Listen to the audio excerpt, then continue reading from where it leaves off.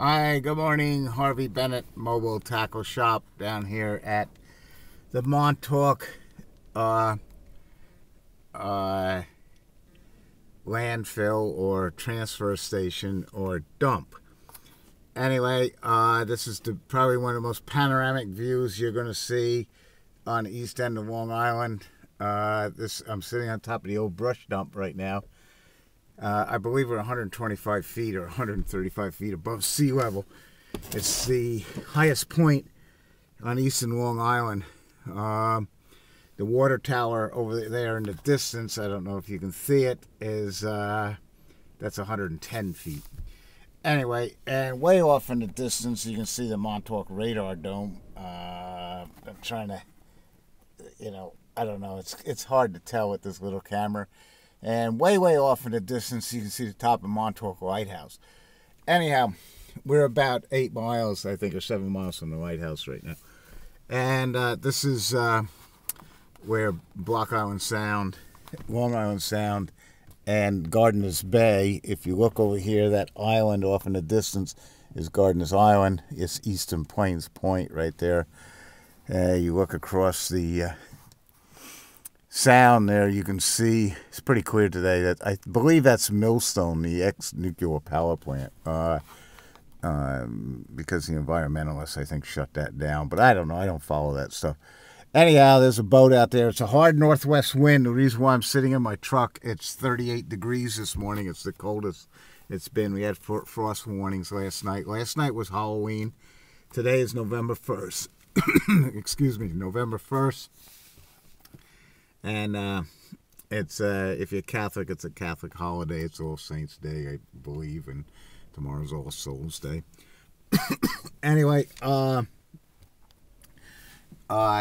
as we look, we're looking to the north by northeast right now. Anyway, quick fish report. My friend Sam Dowdy yesterday killed a striped bass over the sand beaches in East Hampton. They're everywhere from Montauk to probably Southampton town now. You just got to read the water, look for an outflow, fish the outflows on an outgoing tide, and diamond jigs with tube tails. I've been fishing yellow, been doing good on yellow. Sam was fishing red yesterday, doing good on red. Color doesn't seem to matter. It's just the how fast you retrieve everything. It's just got to be nice and slow. Anyway, today's also the traditional first day of pheasant season. I remember when I was a kid, no one was in school on this day. It was like the opening day of deer season in Minnesota. No one goes to school then either in Minnesota, or probably upstate New York. Anyway, of course, the place has been overdeveloped. If you look off in the distance there, you'll see some houses and the bay right there. That's Culloden. That was always a great woodcock and pheasant quail hunting place. Up around the water tower was good. On the other side of town there, on East Lake Drive, you'll see some poles sticking up.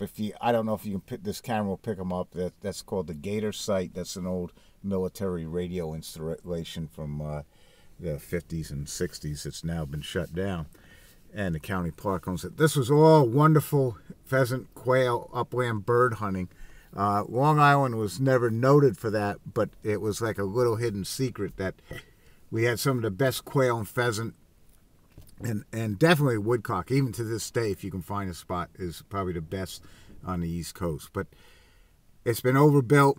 There's no more open land. What little open land there is, there's no more pheasants because man's upset the balance of nature. Overrun with foxes and raccoons and crows and all kinds of stuff that prey upon the eggs and the young of ground species. Plus, the overuse of public lands has really affected the ground species. You may not realize it, but if you just take a short walk in the woods, you're disturbing it. I've always been very big on, if the town buys or state buys a piece of property, do not cut trails in it. Just leave it natural and stay out of it. Maybe use it in the wintertime when things are quiet, don't go marching through the woods in the springtime during nesting season, that type of thing. But no one listens to me because I'm an eccentric old guy. But some Bonnickers do know more than what a biologist would know, and I know that from experience, and I've seen it in other places. Same thing in the Southwest Arizona desert, southern Arizona desert. Because of the influx of the illegals coming across the border, we've seen a big decrease in ground species out there, such as Mearns quail. Anyway, I can see a school of fish breaking up in Fort Palm Bay, which is right in front of me. Quick report: there are big bass in Gardiner's Bay still. I went this morning. I had one nice fish on and dropped it. Dropping it means that I lost it. And I've heard of 2 reports, one 26-pound fish, one 18-pound fish, all in excess of 36 to 40-inch fish caught in Gardiner's Bay. The boat guys around Gardiner's Island are doing real well. The bay spots, I would try Girard Drive and Maidstone and up around that way. That's where I've heard these bass have been hiding. Anyway, these bass haven't even come out of the sound of the bay yet. We've still got our fall run to go. It's going on, but it hasn't really kicked in. With these cold temperatures, it should get real good on the ocean beaches. Anyway, this is Harvey Bennett, expanded mobile tackle shop with real water, real panoramic view, real sitting in my truck, in a real truck, because it's too cold and too windy to sit outside and do this broadcast. Hopefully this has been still enough. I have lost my tripod, so it's been hard for me to hold the camera steady. Anyway, everybody go out and have a groovy time. Go catch some striped bass on the ocean.